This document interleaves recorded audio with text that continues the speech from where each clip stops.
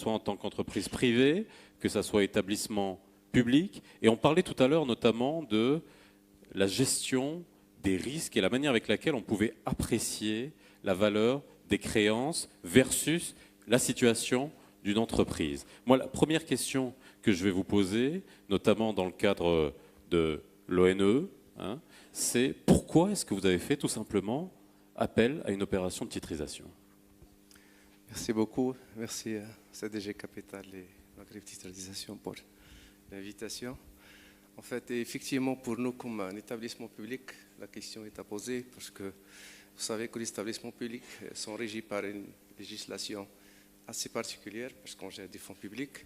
Donc, on a des règles prudentielles plus que les règles, plus fortes, je dirais pas plus fortes, mais différentes des règles du marché. Donc, auxquelles les règles prudentielles du marché s'ajoutent aux règles de la gestion des fonds publics.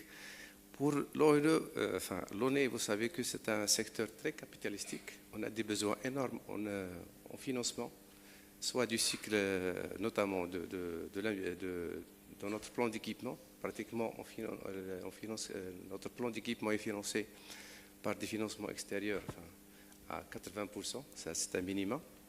Et puis aussi les besoins en cycle d'exploitation. Donc nos besoins font que les financements classiques n'étaient pas suffisants, d'où la nécessité de prospecter d'autres sources de financement. Et effectivement, la titrisation avec l'évolution qui a été signalée par les uns et les autres était quelque chose qu'on a analysé avec nos partenaires, CDG Capital et Maghreb Titrisation, et il s'est avéré qu'avec l'évolution, donc c'est un élément adapté à nos besoins, d'autant plus que donc, nos besoins ont fait que pratiquement toutes les capacités qu'on pouvait mobiliser au niveau du financement classique auprès des banques nationales étaient saturées. Donc pour nous, donc on a analysé ça et il s'est avéré que c'était un outil approprié qu'on a prospecté. On a commencé avec les créances commerciales et maintenant on est en train d'analyser d'autres actifs à titriser. Alors, il faut quand même préciser que quand on regarde les chiffres, vous êtes à votre 5e opération de titrisation. On est un abonné, j'espère oui, qu'on vous êtes va abonné, donner des points fidéliaux. Je ne sais pas, est-ce qu'on a droit à des points Vous avez la fidéliaux. carte du club.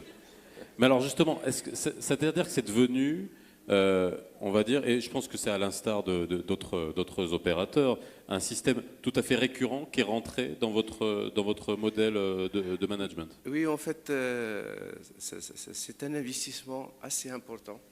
Moi, je crois peut-être il faudrait mettre l'accent sur c'est un processus de re-engineering.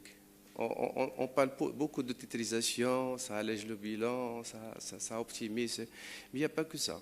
Moi, sincèrement, avec les équipes, ça nous a permis de revoir plusieurs process.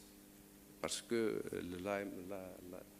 l'autorité, donc ils ont parlé tout à l'heure, donc c'est un processus important de revue de toutes disons, comment on appelle ça, les opérations qui doivent être mises en place. Donc il y a des outils juridiques, il y a des outils comptables.